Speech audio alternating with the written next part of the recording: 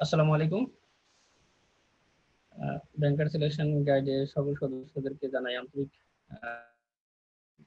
আমাদের এই লাইভ প্রোগ্রামে অংশগ্রহণ করার জন্য। প্রথমেই জানাচ্ছি সালাম, আসসালামু আলাইকুম। আমাদের সাথে আজকে রয়েছেন বাংলাদেশ ট্যুরিজম বোর্ডের সহকারী পরিচালক মাজারুল ইসলাম রিফাত। আমরা তার কাছ থেকে শুনবো কেরিয়ার এবং চাকরি পড়াশোনা সম্পর্কিত কিছু পরামর্শমূলক কথাবার্তা। আশা করি আপনারা আমাদের সাথে থাকবেন। মাজারুল ইসলাম রিফাত ভাই, আপনার পরিচয় দিয়ে আমাদের আজকের প্রোগ্রামটি শুরু করেন। আর প্রথমে বলছি যে আমাদের এই প্রোগ্রামটি আগে একবার হয়েছিল, কিন্তু টেকনিক্যাল সমস্যার কারণে অনেকে দেখতে পায়নি, যে কারণে ইনবক্সেও অনেকে নক করছিল যে এই প্রোগ্রামটা তো আমরা দেখতে পাইনি, আপনাদের দুজন কে আমরা দেখতে পাইনি। আসলে ফেসবুকের টেকনিক্যাল সমস্যার কারণে আমরা আসলে এই লাইভটি গ্রুপে শো করে নেই, চলমান ছিল কিন্তু গ্রুপে শো করে নেই, যার কারণে অনেকেই মিস করছে। ওই কারণে রিকোয়েস্টে আসলে আজকের এই প্রোগ্রামটি। আচ্ছা, আমি মাদার ইসলাম রিফাত ভাইকে বলবো যে আপনার। ধন্যবাদ কাবিল ভাই এবং ধন্যবাদ ব্যাংকার সিলেকশন গাইড আমাকে সুযোগ দেওয়ার জন্য। আমি আপনাদের প্রতি কৃতজ্ঞ। আসসালামু আলাইকুম যারা আমাকে শুনতে পাচ্ছেন। আমি মোহাম্মদ মাজহারুল ইসলাম রিফাত। আমি বাংলাদেশ ট্যুরিজম বোর্ডে সহকারী পরিচালক হিসেবে কর্মরত আছি। আমি চট্টগ্রাম বিশ্ববিদ্যালয় থেকে পরিসংখ্যানে অনার্স এবং মাস্টার্স সম্পন্ন করছি। আর আগামী 1 ঘন্টা আমি কাবিল ভাই এবং আমি আপনাদের সাথে থাকবো। আপনাদের যে কোনো প্রশ্নের উত্তর কমেন্টে জানালে আমরা উত্তর করার চেষ্টা করব। আমরা আমাদের অভিজ্ঞতা থেকে চাকরির প্রিপারেশন নিতে গিয়ে কি ধরনের সমস্যার সম্মুখীন হয়েছি আমরা শেয়ার করব। আপনারা আপনাদের যে কোনো জিজ্ঞাসা আমাদেরকে কমেন্টে জানান। আমরা যথেষ্ট চেষ্টা করব যে একটা গ্রহণযোগ্য সমাধান দেওয়ার জন্য। আর চাকরির প্রস্তুতির ব্যাপারে আমি বলি, ব্যাংকের চাকরি বা বিসিএস বলেন, যেহেতু এটা ব্যাংকার সিলেকশন গাইড, আমি ব্যাংকের প্রস্তুতি নিয়ে বলবো। ব্যাংক বা আরো অন্যান্য প্রশ্ন থাকলেও আমি বলবো। আমি ইন জেনারেল ব্যাংকের প্রস্তুতি নিয়েই বলি। প্রথমে ব্যাংকে সাধারণত 3টা পার্ট থাকে: প্রিলিমিনারি পরীক্ষা, লিখিত পরীক্ষা এবং ভাইবা। প্রিলিমিনারি পরীক্ষা সরকারি ব্যাংকগুলোতে প্রিলিমিনারি এবং লিখিত আলাদা আলাদা পরীক্ষা হয়। বেসরকারি ব্যাংকগুলোতে প্রিলিমিনারি এবং লিখিত পরীক্ষা একসাথে হয়ে থাকে। প্রিলিমিনারি পরীক্ষা সরকারি ব্যাংকের একটা বাছাই পদ্ধতি, সেখানে প্রিলিম মার্কসটা যোগ হয় না। বেসরকারি কিছু কিছু ব্যাংকে যোগ হয়, কিছু কিছু ব্যাংকে যোগ হয় না। আমি ধরে নিলাম যেহেতু এখন আমরা সরকারি ব্যাংকের সার্কুলার অনেক বেশি পাচ্ছি, সরকারি ব্যাংকের সার্কুলার গুলো বাংলাদেশ ব্যাংক থেকে হয়ে থাকে এবং 200 টাকা ফি এখন আবার ধার্য করা হয়েছে। মাঝে কিছুদিন সময় আমরা এটা বিনামূল্যে পাইতাম আবেদন করার সুযোগটা, কিন্তু এখন আমাদেরকে আবার 200 টাকা বাংলাদেশ ব্যাংক ধার্য করছে। এখন প্রিলিমিনারি পরীক্ষার জন্য আগে থেকে আমাদেরকে এডমিট কার্ড ডাউনলোড করতে হয়। বাংলাদেশ ব্যাংক রিমাইন্ডার দিয়ে থাকে এডমিট কার্ড ডাউনলোডের।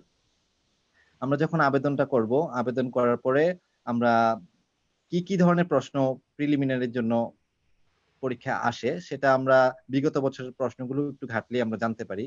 যেমন বাংলা থেকে প্রশ্ন আসে সরকারি ব্যাংকে, তারপর ইংরেজি থেকে প্রশ্ন আসে, সাধারণ জ্ঞান থেকে আসে, গণিত থেকে আসে, কম্পিউটার থেকেও মাঝে মধ্যে আসে। অনেক সময় আসে, অনেক সময় আসে না। কম্পিউটার থেকেও প্রশ্ন আসে। এই হচ্ছে আমার প্রিলিমিনারির সাবজেক্ট গুলো। প্রিলিমিনারির পাশাপাশি প্রিলিমিনারি যখন আপনি পাশ করে যাবেন, প্রিলিমিনারি থেকে রিটেন পরীক্ষার যে সময়টা, গ্যাপটা কিন্তু অনেক কম থাকে।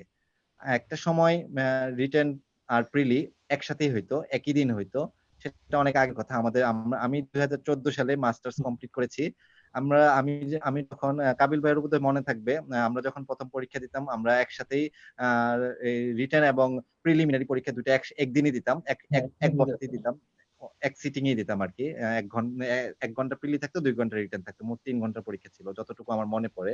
এখন আলাদা আলাদা দিনে হয়, কিন্তু আলাদা আলাদা দিনে হইলো আলাদা দিনে হওয়ার মানে কারণ আছে, কারণ অনেক পরীক্ষার্থী থাকে তো পিলিতে ওদেরকে বাছাই করা হয়। পিলিটা আসলে এই মুহূর্তে পিলিটা যেটা হচ্ছে এটা হলো বাছাই, আগেও ছিল আসলে বাছাই, কিন্তু এই মুহূর্তে ছাঁটাই করার জন্য যে দেখা গেছে 4 লাখ পরীক্ষা দিল, 4 লাখ থেকে আমি 1 লাখ নিয়ে আসলাম, 1 লাখ নিয়ে আসলাম, 3 লাখে আমি প্রিলিতে বাদ দিয়ে দেবো। মূলত ওই কারণেই এখন এই জিনিসটা চালু, প্রিলিতেই বাদ। অনেকে আছে প্রিলি পার হইতে পারে কিন্তু রিটেনে গিয়ে সমস্যা হয়। অনেকে আছে প্রিলিতে এসে তার সমস্যা হলো প্রিলিতে এসে প্রিলি পারে না, কিন্তু রিটেনে গিয়ে সে ভালোই করতে পারবে, ওর আশা দিয়ে সে ঠিক নেই। তাই প্রিলি নিয়ে আসলে প্রথমে আলোচনা করেন। প্রিলিমিনারি পরীক্ষার্থী থাকে অনেক, অনেক পরীক্ষার্থী থাকে। তো এতগুলো লক্ষাধিক পরীক্ষার্থীর মধ্যে খুব দেখা যাচ্ছে যে লক্ষাধিকের মধ্যে আমাকে 15 বা 20 হাজার টিকাচ্ছে, বা কখনো কখনো 10 হাজার। আসলে এগুলো তো আসন সংখ্যার উপর নির্ভর করে, আমাকে কতজন লোক রিক্রুট করবে ব্যাংক সেটার উপর নির্ভর করতেছে আমাকে কতজন প্রিলিমিনারিতে টিকাবে। সেই অনুযায়ী যদি আমরা চিন্তা করি, দেখা যায় যে প্রিলির যে সকল কাট মার্কস থাকে, 50 থেকে 60% মার্কস পাইলে মোটামুটি টেনশন করা লাগে না প্রিলিমিনারি নিয়ে। প্রিলিমিনারিতে 1 ঘন্টায় 60 মিনিটে 100টা এমসিকিউ দাগাইতে হয়। প্রতিটা এমসিকিউর জন্য 36 সেকেন্ড সময় পাওয়া যায়। ইন জেনারেল বলতেছি, কম বেশি হইতে পারে, কারণ কিছু কিছু ব্যাংকে আবার 80টা এমসিকিউ নেয়, কিছু কিছু ব্যাংকে 100টা নেয়। হুম। এটা আসলে টেন্ডার হয়, টেন্ডারে ফ্যাকাল্টি বেসড বিভিন্ন ইনস্টিটিউট পরীক্ষা নেয়। তো এই ক্ষেত্রে ইনস্টিটিউটের প্রশ্নের ধরনটাও এক এক প্রতিষ্ঠানের একটু ভিন্ন ভিন্ন। অনেকে একটু ম্যাথের প্রতি জোর দেয়, অনেকে একটু ইংরেজির প্রতি জোর দেয়। আমরা অনেকেই জানি, যারা একদমই জানেন না, যারা একদম নতুন চাকরির প্রস্তুতি নিচ্ছেন, তাদের জন্যই কথাগুলো বলা, যে আসলে চাকরির পরীক্ষাতে কি কি বিষয় থাকে, এবং আবেদনটা কিভাবে করতে হয় বাংলাদেশ ব্যাংকে গিয়ে, এগুলো সম্পর্কে গ্রুপে নিয়মিতই পোস্ট দেওয়া হয়। গ্রুপের আপনারা আগের পোস্টগুলো সার্চ করে দেখতে পারেন, যে এই সংক্রান্ত অসংখ্য তথ্য দেয়া আছে, এবং খুবই ইম্পর্টেন্ট তথ্যগুলো আমরা আমাদের এই গ্রুপে পিন পোস্ট আকারে দেয়া থাকে, অ্যানাউন্সমেন্টে থাকে। আহ, মোটামুটি সব তথ্য একদম গ্রুপে থাকলে হয় কি, কখনো আমি মনে করি যে গ্রুপে থাকার একটা উপকারিতা হচ্ছে আপনি অনেক জিনিস মিস করে যেতে পারেন, সেই জিনিসগুলো কিন্তু আপনার চোখে পড়বে। যেমন সমসাময়িক সাধারণ জ্ঞান চোখে পড়বে, চাকরির যে কোনো সার্কুলার হলে সাথে সাথে চোখে পড়বে, এডমিট কার্ড ডাউনলোড করার জন্য অনেক সময় বাংলাদেশ ব্যাংক রিমাইন্ডার দিয়ে থাকে, আমরা অনেক সময় ভুলে যাই। তো সেগুলো রিমাইন্ডার গ্রুপ থেকে কিন্তু অনেক উপকার পাওয়া যায়। তো আমি মনে করি যে ব্যাংকার সিলেকশন গাইড একটা অনেক বড় প্ল্যাটফর্ম, এখানে কম্পিটিশন করার অনেক অনেক স্কোপ। এরাই মূলত চাকরির পরীক্ষায় থাকে, আপনার কম্পিটিটর হিসেবে থাকে। এখানে গ্রুপ ভিত্তিক লেখাপড়া করলে আমি মনে করি যে এটা আসলে একটা ভালো ইতিবাচক দিক।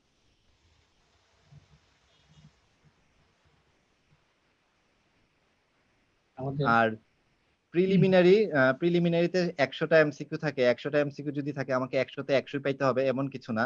আমি যদি নেগেটিভ মার্কিং না থাকে, আমি প্রশ্নটা পড়বো আগে, আমি জানবো যে আমার নেগেটিভ মার্কিং আছে কি নাই। নেগেটিভ মার্কিং থাকলে আমার কৌশলটা হবে একরকম, আর যদি নেগেটিভ মার্কিং না থাকে, এখন সাধারণত নেগেটিভ মার্কিং থাকে না, আমি যতটুকু দেখি বেশিরভাগ পরীক্ষাতেই নেগেটিভ মার্কিং থাকে না। যদি না নাজার থাকে ভাই, তাহলে তো সব দাগাবেন, আর যদি থাকে তাহলে সতর্কতার সহিত দাগাইতে হবে, এবং দেখতে হবে নেগেটিভ মার্কিং কত পার্সেন্ট কাটতেছে, 25% নাকি বা তার বেশি। সাধারণত ব্যাংকে 25% কেটে থাকে। যদি নেগেটিভ মার্কিং 25% কাটে, সেক্ষেত্রে আপনি আসলে আপনার কৌশলটা আপনাকে নির্ধারণ করতে হবে, আপনি কিভাবে নিজেকে ঢেলে সাজাবেন, আপনার প্রস্তুতিটা কি রকম হবে। আমি কাবিল ভাই, প্রশ্ন যদি কমেন্টে থাকে আমাকে যদি বলেন, আমি উত্তর করব। আমি আসলে না কমেন্ট সেকশনটা আমাদেরকে দেখতে পাচ্ছি না। আমাদেরকে এক স্যার ইয়া করছে, অ্যাপ্রিসিয়েট করছে, স্যার বাংলাদেশ ব্যাংকের, স্যার পদের নাম বলছি না। আহ, স্যার বলছে ভালো উদ্যোগ কাবিল, শুভকামনা। আরেকজন শরীফুল শহীদুল্লাহ আরিফ নামে একজন আহ, আমাদেরকে সেলুট জানাইছে। আমি দুজনকেই বলবো আপনাদেরকেও ধন্যবাদ আমাদেরকে অ্যাপ্রিসিয়েট করার জন্য।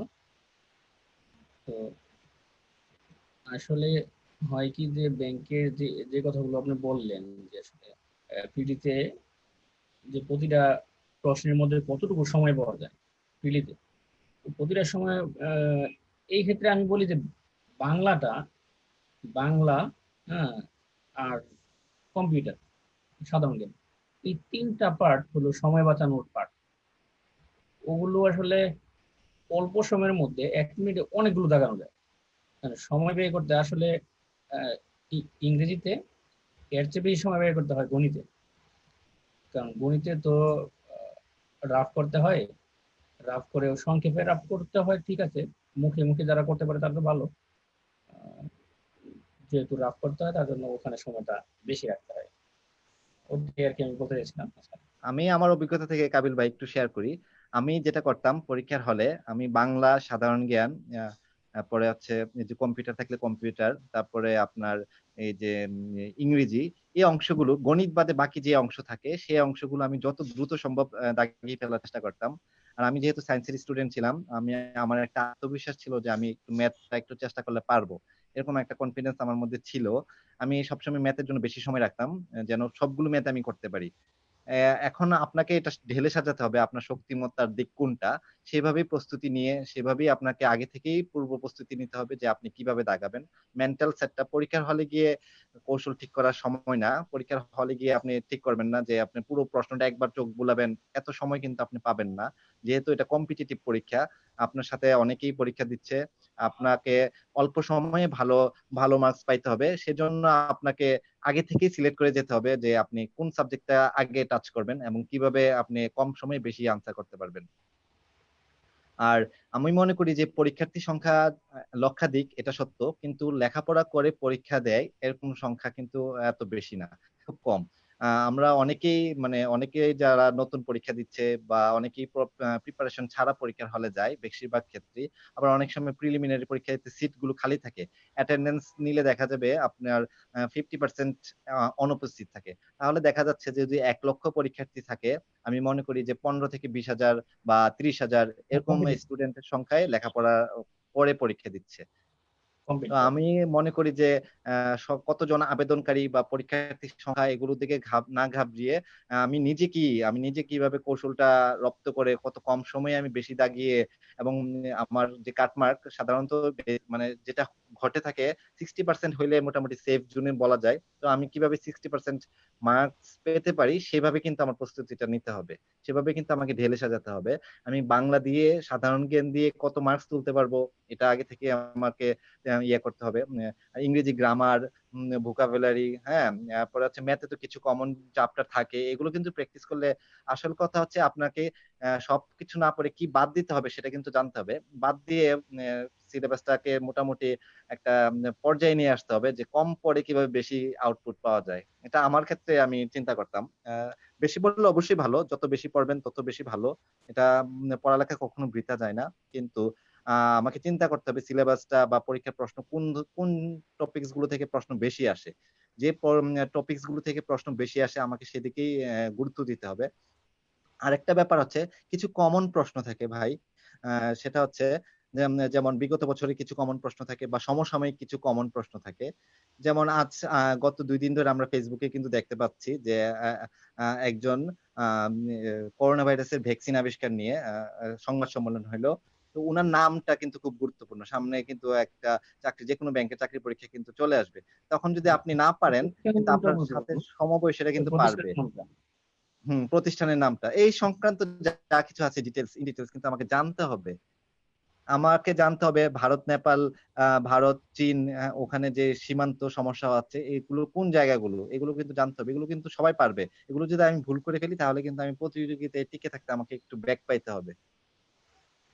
আচ্ছা মাদার ভাই, আপনাকে একজন রিকমেন্ড করছে যে মাজারুল স্যার, কুমিল্লা থেকে বলছিলাম আমি, মানে কুমিল্লা থেকে উনি আপনাকে দেখছে, আপনার এলাকার মানুষ।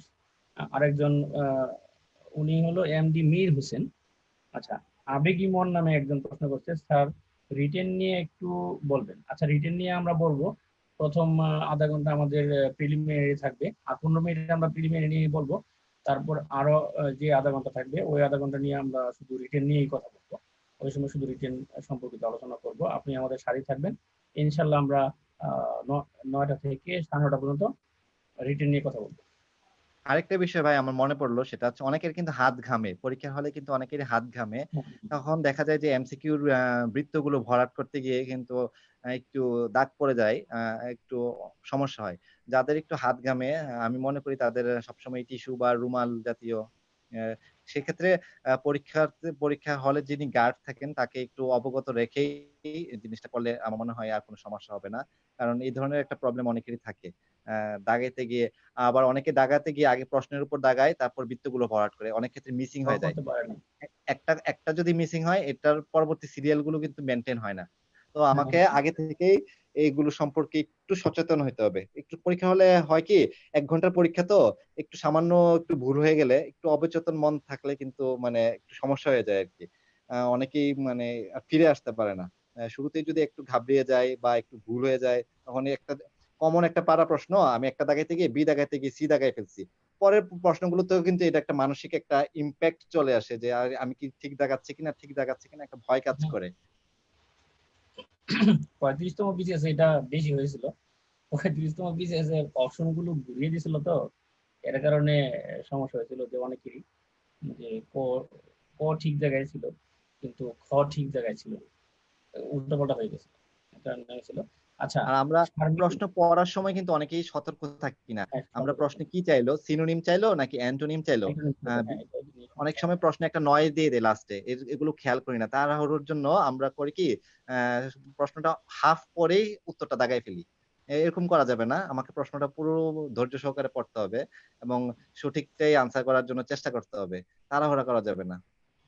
ম্যাথের ক্ষেত্রে এটা বেশি হয় যে ও কিছুটা পরে বুঝে না বুঝে কি চাইছে আসলে ওই জিনিসটা না বুঝে অ্যান্সার করে ফেলে, ম্যাথে উত্তরটা অনেক সময় ঘুরিয়ে। কিলোমিটার পার আওয়ার কে আমাকে নিতে হচ্ছে, ঘন্টায় নিতে হচ্ছে। হুম? তখন তো মিটারে নিতে হচ্ছে। একক চেঞ্জ করতে হচ্ছে। অর্থাৎ এককগুলো যখন আমার খেয়াল রাখতে হবে, প্রশ্নে কিভাবে আসছে বা উত্তরে কিভাবে আমাকে চাচ্ছে। অনেক সময় আপনি শুদ্ধি পরীক্ষা করেও দেখতে পারেন আপনার অঙ্কটা যদি হাতে সময় থাকে, সেক্ষেত্রে শুদ্ধি পরীক্ষা দিয়েও দেখতে পারেন। কখনো, কখনো আমরা অঙ্ক করতে গিয়ে দেখি যে মিলতেছে না। রিটেন পরীক্ষার ক্ষেত্রে শুদ্ধ পরীক্ষাটা খুবই গুরুত্বপূর্ণ। রিটেনের ক্ষেত্রে শুদ্ধ হ্যাঁ, রিটেনে তো পরীক্ষাটা খুবই অবশ্যই। গুরুত্বপূর্ণ। এটা করতে পারলে বেশ আমরা কনফিডেন্স রিটেনে পাওয়া যায়। আচ্ছা, একজন শারমিন তাহেরা সাদাপদ্ম, উনি প্রশ্ন করছেন যে ভাইয়া লাস্ট জনতা টেইলারের এক্সাম পোস্টপোন হয়েছে, বাট এটা টেন্ডার কোন ফ্যাকাল্টি পাইছে বললে একটু হেল্প হতো। আসলে আপু এই ধরনের কথাবার্তা আমরা বলার জন্য আসলে গ্রুপে লাইভ করি না। গ্রুপের লাইভটা হলো প্রিপারেশন নিয়ে, কেরিয়ার কে এবং কেরিয়ারের পড়াশোনা সম্পর্কিত। এই ধরনের প্রশ্ন আমি আগেই বলছি যে অ্যাভয়েড করবেন, আমরা নিজেরাও অ্যাভয়েড করবো। আসলে এগুলো খুব সেনসিটিভ বিষয়, কে পাবে না পাবে এগুলো বাংলাদেশ ব্যাংকের বিষয় বা ব্যাংকের সিলেকশন গাইডের এটা বিষয়। সম্পূর্ণ গোপনীয় ব্যাপার। গোপনীয় বিষয়, এটা এগুলো নিয়ে ব্যাংক ম্যানেজমেন্ট জানে। কথা বলা ঠিক নয়। তারপরে আরেকজন বলছেন, সাদিয়া আফরিন লাবণী নামে একজন বলছেন, স্যার লিখিত পরীক্ষা নিয়ে কিছু সাজেস্ট করুন। হ্যাঁ, আমরা লিখিত পরীক্ষা নিয়ে কিছুক্ষণের মধ্যে কথা বলবো। আমরা প্রিলিমিনারি অবশ্যই শেষ ৩ করে টা আর পার্ট নিয়েই বলবো আমরা। আমরা এখন প্রিলিমিনারি পর্যায়ে আছি। প্রিলিমিনারি আসলে একটার পর একটা ধাপ আসবে। আমরা এখন প্রিলিমিনারি নিয়ে কথা বলতেছি। প্রিলিমিনারি প্রশ্ন আমরা কিভাবে আনসার করি বা কি ধরনের ভুল করে থাকি। আমি আমার অভিজ্ঞতা থেকে ভুলগুলো বললাম। আমাদের সময় দেখা যেত প্রশ্ন কে করতো এগুলো কিন্তু আমরা জানতে পারতাম না। এখন যে না, না, প্রশ্নটা এখন আসলো এটা আরকি, নিয়ে আসলে বেশি গবেষণা করে এই কে ধরনের প্রশ্ন প্রশ্ন কোন ধরনের তখন প্রশ্ন হবে। কোন ধরনের প্রশ্ন? আসল কথা হচ্ছে আমরা আসলে একজনের যেই প্রশ্ন করুক, আমরা যদি বেসিকটা পড়ে থাকতে পারি, আমরা যদি একটা সাধারণ প্রস্তুতি নিতে পারি, তখন আমাকে যেই প্রশ্ন করুক, যেভাবে প্রশ্ন করুক, প্রশ্নটা তো সবার জন্য সমান। সব পার্টিসিপেন্টের জন্যই সমান। তো ওইভাবেই লড়াই করতে হবে। একজন প্রতিযোগীর আসলে সব ধরনের প্রশ্নেরই ধারণা থাকা উচিত, সব ধরনের ইয়ার উপর ধারণা থাকা উচিত। আর ব্যাংকের হুম, পরীক্ষাগুলো তো আসলে জানাই আছে কয়টা পজিশন নেই, ওই পজিশন গুলো সবগুলো কাজে পড়ে তারপরে কি ধরনের হয় ওগুলো আসলে হুম। নিয়ে পড়াশোনা অনেক করা। সময় দেখা গেল এই যে কোনো একটা মাধ্যমে সে জানতে পারলো যে অমুক প্রতিষ্ঠান প্রশ্ন করবে। কিন্তু পরীক্ষা হলে গিয়ে দেখলো আরেকটা পরীক্ষার আরেকটা প্রশ্ন আরেকটা প্রতিষ্ঠান টেন্ডার পাইলো এবং প্রশ্ন করলো আরেক রকম। তখন কিন্তু একটা মানসিক একটা যে একটা ধাক্কা সেটা কিন্তু পরীক্ষার হলে পড়ে। তা আমি মনে করি যে এটা কোনো ভালো পদ্ধতি না যে আগে থেকেই আমাকে আগে থেকে সব ধরনের প্রস্তুতি রাখতে হবে। শেষ মুহূর্তে এটা আসলে আপনারা বিভিন্ন গ্রুপে আছেন বা বিভিন্ন মাধ্যমে অনেকেই জানতে পারেন। তো সেটা আলাদা ব্যাপার। কিন্তু আমি মনে করি যে সবকিছুর পড়ালেখা সবভাবেই করা উচিত। যে প্রস্তুতিটা ওইভাবে রাখা উচিত। আচ্ছা, কে এম খলিল আহমেদ শিলু নামে একজন বলছে দ্যাটস গ্রেট। হ্যাঁ, তারপর প্রকাশ মল্লিক আমাদেরকে বলছে যে দারুণ লাগছে স্যার আপনাদের। আপনাকে ধন্যবাদ কথা বলার জন্য। তারপরে সৈকত হালদার বলছেন ভাইয়া সবকিছু না পড়ে শুধুমাত্র যেগুলো কমন আছে সেগুলোর বিষয়ে প্রিলি এবং রিটেন দুটো বিষয়ে একটু ধারণা দিয়েন প্লিজ। আসলে কমন বলতে কি বোঝাচ্ছেন আমি বুঝলাম না ঠিক, যে কমন আমি কি জিনিস যতটুকু আসবে বুঝি আমি সেটা। একটু বলি। আমি একটু বলি ভাই, সেটা হচ্ছে কিছু কমন সাহিত্যিক আছে, যেমন রবীন্দ্রনাথ, কাজী নজরুল, হ্যাঁ, শরৎচন্দ্র। বাংলার ক্ষেত্রে হ্যাঁ। প্রত্যেকটা টপিকসে এরকম কিছু কমন টপিকে প্রশ্ন আসে পরীক্ষার হলে। যেমন আপনারা যদি দেখেন রাইট ফর্ম অফ ভার্বস ইংরেজিতে, এটা যদি আপনি দেখেন কিন্তু পরীক্ষার হলে পাবেনই। তারপরে আপনার যদি ম্যাথে যান, ম্যাথে percentage, profit loss, partnership, time and work, এই ধরনের প্রশ্ন কিন্তু টপিক গুলো কিন্তু কমন পরীক্ষায়। ম্যাথের ক্ষেত্রে আমি মনে করি যে টাইম এন্ড ওয়ার্ক এবং পার্টনারশিপ কোন পরীক্ষায় বাদ যায় এরকম খুব কমই আছে। এটা রিটেনও কাজে লাগে, আপনার প্রিলিমিনারির জন্য কাজে লাগে।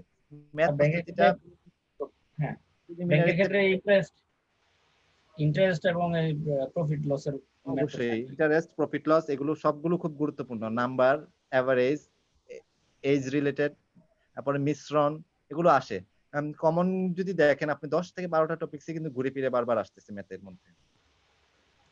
আচ্ছা, নির্মল বেইন নির্মল বেন নামে একজন বলছে, আমি গোপালগঞ্জ থেকে, গণিত নিয়ে কিছু বলবেন। এই তো মাত্র মাদার ভাই, মাদারুল ইসলাম রিফাত ভাই গণিত নিয়ে বললেন।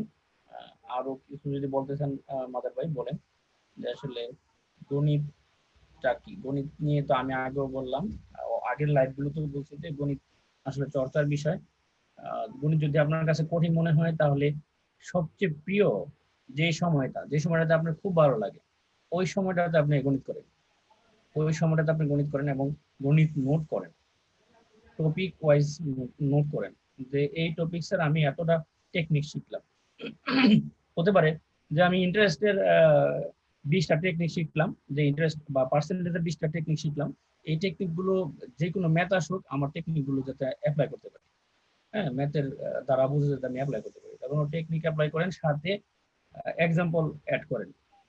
প্রতিটার সাথে, প্রতিটা টেকনিকের সাথে আপনি কমপক্ষে একটা এক্সাম্পল অ্যাড করেন, যাতে আপনি বুঝতে পারেন। একটা বা দুইটা এরকম, যাতে ওরা পারে, প্রতিটা টেকনিকের সাথে আপনি অ্যাড করেন। পরবর্তীতে দেখবেন যে আস্তে আস্তে টেকনিক গুলো আপনার মাথায় ঢুকে গেছে, ঢুকে গেলে পরীক্ষার হলে একদম সহজে করে ফেলতে পারবেন। এটাই হলো আসলে প্রিলিমিনারিতে আপনার ম্যাথ ভালো করার উপায়। ম্যাথ যত বেশি করবেন, আপনি যত বেশি চর্চা করবেন, আপনার দক্ষতা তত বাড়তে থাকবে। এটা এমন একটা জিনিস, আপনার চর্চা ছাড়া আসলে মানে দেখলে মনে হবে যে পারি পারি, কিন্তু করতে গেলে কিন্তু পেছ থেকে যাচ্ছে। তো এটার জন্য চর্চার কোনো বিকল্প নাই। সবসময় আমাকে চর্চার মধ্যে থাকতে হবে এবং টপিক ওয়াইজ চর্চা করতে হবে। আমি সরাসরি ইয়ার কোশ্চেনে না গিয়ে আমি আজকে এভারেজ, কালকে পার্সেন্টেজ, তারপরে প্রফিট লস, ইন্টারেস্ট, তারপর টাইম এন্ড ওয়ার্ক, চ্যাপ্টার ভিত্তিক আপনি প্রস্তুতিটা নেন। আপনি জনতা ব্যাংক 2016 বা রূপালী ব্যাংক এত সাল, তারপরে মনে করেন পূবালী ব্যাংক অথবা অন্য কোনো ব্যাংক এত সাল, সাল ভিত্তিক না গিয়ে আপনি অধ্যায় ভিত্তিক যান। এটা হচ্ছে আমার পার্সোনাল একটা অপিনিয়ন। আপনি যদি চ্যাপ্টার গুলো প্রত্যেকটা নিয়ম, এই যে কাবিল ভাই বললো, একটা নিয়মের আমি 2টা 3টা করে অঙ্ক করলাম, প্রত্যেকটা নিয়মের আমি যদি অঙ্কগুলো বারবার করে করি, তাহলে কিন্তু আমার আর সমস্যাটা থাকবে না, কাটিয়ে উঠতে পারবো আমরা ম্যাথের সমস্যাটা। গুলো করার পর, যে চ্যাপ্টার ওয়াইজ ম্যাথ গুলো করার পর, টেকনিক গুলো রপ্ত করার পর, আপনি এখন সলিউশন করতে যান। Right, right. ওই সাল জি। ওয়াইজ সলিউশন করেন। হ্যাঁ, আপনার প্রবলেম গুলো ওখান থেকে বের করেন, আসলে কোন টেকনিকটা আপনার শর্টেজ আছে, ওগুলো যখন প্র্যাকটিস করবেন, যে আসলে এই চ্যাপ্টারে তো এই টেকনিকটা আমার জানা নেই, তারপর বের হয়ে আসবে আসলে এটা কিভাবে করবেন। সেক্ষেত্রে আমরা কিন্তু বোর্ডে যেমন আমরা যেমন 7 8-এ অঙ্কগুলো করে আসছি, 7 8 9, হ্যাঁ, 6 থেকে 9 পর্যন্ত যদি বোর্ডের বইগুলো আমরা ফলো করি একটু চ্যাপ্টার ভিত্তিক, অনেক প্রশ্ন দেখবেন আপনি বিগত বছরের প্রশ্ন যেটাই ধরবেন সেটাই আপনি পারবেন। কোনো প্রশ্ন যে সেটা যদি ওয়েবসাইট থেকেও দেয়, আপনি কয়টা ওয়েবসাইট ঘাটবেন? হ্যাঁ, এগুলো না ঘেটে আপনি, আমি মনে করি যে অধ্যায় ভিত্তিক, যেমন প্রফিট লস, এটা অসংখ্য ওয়েবসাইটে অসংখ্য ম্যাথ আছে। আপনি এত কিছু না করে আপনি নিয়মগুলো দেখেন। কয়টা নিয়ম আছে, যে কয়টা নিয়ম আছে এই কয়টা নিয়মের আপনি একটু ইয়েগুলো করেন, নিয়ম অনুযায়ী ম্যাথ গুলো চর্চা করেন, দেখবেন আপনি পারবেন। আচ্ছা, একজন বলছেন হাবিবা ইসলাম রিমু, আপু জানতে চাইছেন যে ভাইয়া, ব্যাংকে এক্সামে দেওয়ার জন্য সিজিপিএ কত থাকতে হবে, জানাবেন প্লিজ। সিজিপিএ কত থাকতে হবে? সিজিপিএ আসলে প্রাইভেট ব্যাংকের ক্ষেত্রে আসলে ফ্যাক্টর হয়, এটা কিন্তু একটু আমি একটু বলি ভাই, সেটা হচ্ছে প্রাইভেট ব্যাংকে কিন্তু ওরা আগে সার্কুলারে বলে দেয় যে মিনিমাম রিকোয়ারমেন্টটা কত, সাধারণত বলে দিয়ে। আর সরকারি ব্যাংকে কিন্তু ওইরকম ইয়ে থাকে না। সরকারি ব্যাংকে কিন্তু মেট্রিক, এসএসসি, এইচএসসি, অনার্স, এই তিনটা মিলে ফার্স্ট ক্লাস ধরে কিন্তু 3-তে 3-তে মেট্রিক, এসএসসি তো 3-তে ধরে, এইচএসসি তো 3-তে ধরে, আমি যতটুকু মনে করতে পারি। আর অনার্সের ক্ষেত্রে 2.5 হইলেই কিন্তু হচ্ছে, যতটুকু আমার মনে পড়ে। ভাই আপনি অ্যাড করেন। ওই অনার্সের ক্ষেত্রে ও যদি 3 পয়েন্ট থাকে তাহলেও কোথাও আটকায় না। 3টা ফার্স্ট ক্লাস হলে হয়ে যায়। মাস্টার্স সহ যদি 3টা ফার্স্ট ক্লাস কারো থাকে, ফার্স্ট ক্লাস বলতে আমি 3টাকে বলছি, এভারেজলি 3টাকে বলছি, যে ওটা যদি থাকে সেক্ষেত্রে কোথাও সে আটকায় না। Senior officer, officer, gas officer, তো কোথাও সে আটকাবে না, সবগুলোতে বাংলাদেশের অধীনে যেই পরীক্ষাগুলো হয় ওখানে সে আটকাবে না, সবগুলি সে দিতে পারবে।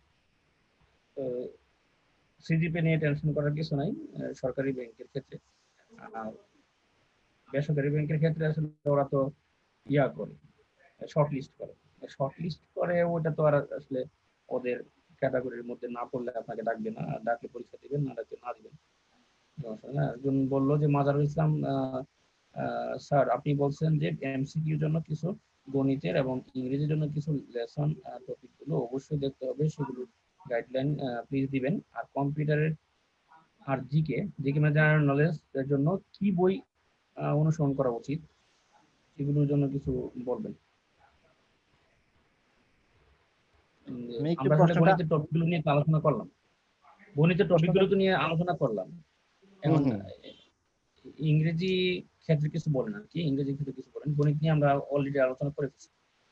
ইংরেজির ক্ষেত্রে আমি যেটা করেছিলাম, আমার ক্ষেত্রে আমি প্রথমে ব্যারন্স জিআরই যে ওয়ার্ড বুকটা আছে, ওখান থেকে আমি ওয়ার্ড শিখতাম। আমি অনার্স যখন পড়তে ছিলাম তখন থেকে আমি শব্দ শিখা শুরু করছি। শব্দগুলো হয় কি মনে থাকে না, আমরা যখনই শব্দ পড়ি শব্দগুলো দিয়ে আমরা অর্থ পড়লাম, তারপর একটা বাক্য পড়লাম, তখন মনে থাকে, কিন্তু একদিন বা 2 দিন বা 1 সপ্তাহ পরে কিন্তু শব্দগুলো ভুলে যায়। শব্দগুলো যদি আমরা প্রয়োগ করতে না পারি শব্দ কিন্তু মনে থাকে না। আমারও এই সমস্যাটা হইতো, আমি প্রচুর শব্দ শিখতাম আর ভুলতাম, শিখতাম ভুলতাম। আর চেষ্টা করতাম যে প্রতিদিন 10 থেকে 15টা করে শব্দ শেখার জন্য। এক পর্যায়ে চিন্তা করলাম যে মোটামুটি যা শিখছি মোটামুটি চলবে। বিগত বছরে যে সকল শব্দগুলো আমার পরীক্ষায় আসে সাধারণত, এগুলো নিয়ে কিন্তু ভোকাবুলারি বই বাজারে পাওয়া যায়। যে যে সকল ভোকাবুলারি গুলো পরীক্ষায় বারবার আসে ঘুরে ফিরে, এগুলোও কিন্তু মোটামুটি এগুলোও পড়া যায়, এগুলো পড়বো। তারপরে আম কিছু 1000 জিআরই ওয়ার্ড আছে, ওয়েবসাইটে ঘাটলে কিন্তু আপনি পাবেন ইম্পর্টেন্ট 1000 জিআরই ওয়ার্ড, ওগুলো পড়তে পারেন। তারপর একটা গ্রামার বই পড়তে পারেন, যে কোনো একটা, যে আপনার ছোটবেলা থেকে আমরা মোটামুটি সবাই গ্রামার পড়ে আসছি, ওই গ্রামার গুলো যদি একটু দেখি আমরা। আমি নিজেও ইংরেজিতে খুব বেশি একটা স্ট্রং বলবো না, আমার স্ট্রং সাইড ছিল ম্যাথ। প্রত্যেকের একটা না একটা উইক সাইড থাকে, তো সেই ক্ষেত্রে আমার ক্ষেত্রে ছিল ইংরেজি।